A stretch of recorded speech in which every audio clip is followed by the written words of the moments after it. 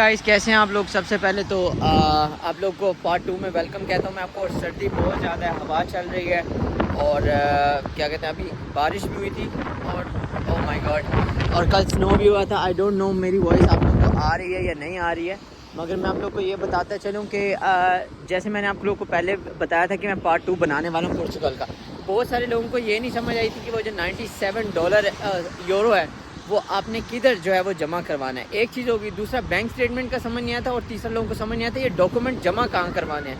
यार थोड़ी सी आप लोग खुद भी कॉमन सेंस यूज़ कर लिया करें।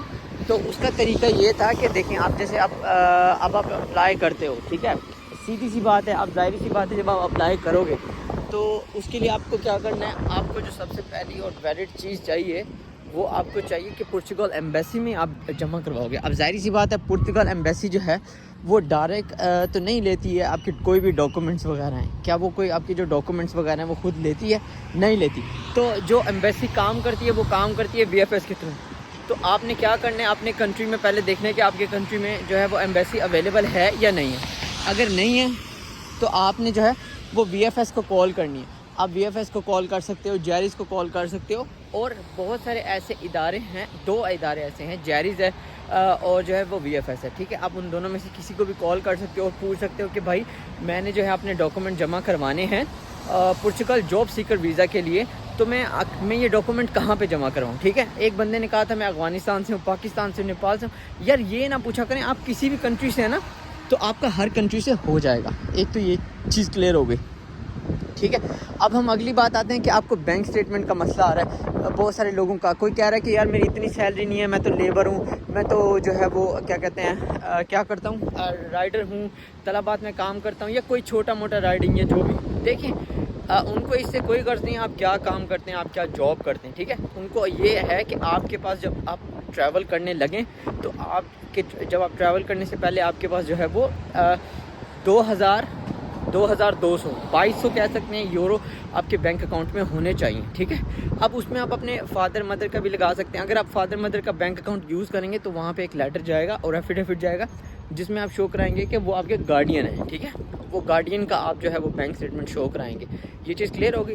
अगर आपके पास गार्डियन का जो है आ गया, ये आ गया, ठीक है। अगर आपको अब आप बैंक स्टेटमेंट की समझ आ गई, उनको ये गर्ज नहीं है कि आपकी सैलरी कितनी है, आपकी NOC है, आपको NOC नहीं चाहिए, आपको जो है वो कोई ये भी नहीं चाहिए कि आपकी सैलरी स्लिप हर मंथ आती हो, आपके बैंक ट्रांजैक्शन भी नहीं चाहिए। उनको ये चाहिए कि आपका क्लोजिंग अकाउंट जो है वो जो आपका अकाउंट बंद हो रहा है वो उसमें इतने पैसे हैं, इतनी अमाउंट है कि जो है वो आप वहाँ पे जाके सर्वाइव कर सकते हैं कि नहीं कर सकते। ये चीज़ क्लियर होगी।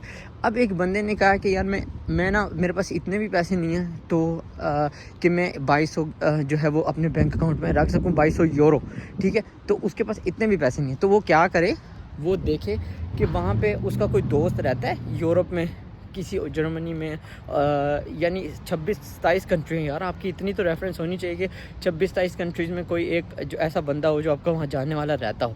अगर आपका वहाँ पे कोई जानने वाला रहता है, आप उसको कहें कि यार भाई तुम्हारी तो 1 महीने की सैलरी है, ठीक है, तुम ऐसा करो कि मेरा जो है वो एक अकाउंट खोल दो या अपना ही एक लेटर लिख दो।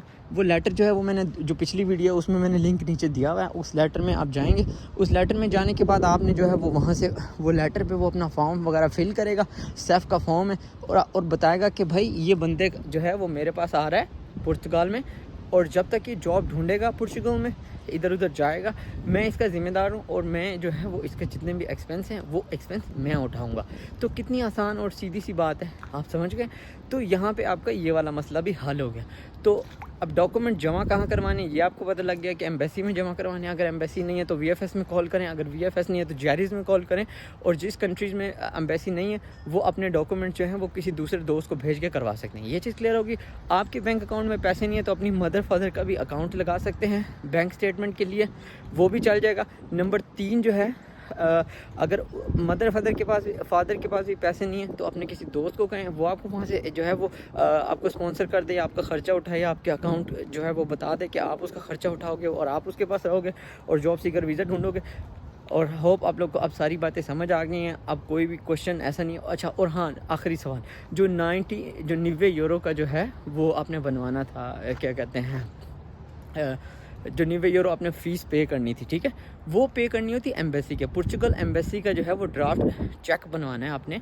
क्या बनवाना है? ड्राफ्ट चेक बनवाना है पुर्तगाल एम्बेसी के नाम पे, ठीक है। जब आप अपने डॉक्यूमेंट जमा करवाएंगे वहाँ पे VFS के थ्रू, तो वो भी वहीं पे जमा करवाने।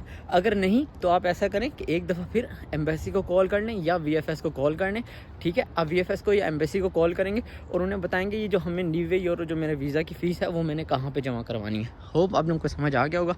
अगली वीडियो में मिलते हैं, क्रोएशिया के बारे में बात करेंगे। Thank you so much. Channel को सब्सक्राइब कर लें। आप किस गाँव से, किस सिटी से देख रहे हैं, प्लीज़ अपने कंट्री का नाम ज़रूर लिखें और टाइम ज़रूर लिखें। यहाँ पर बजना शाम के 4।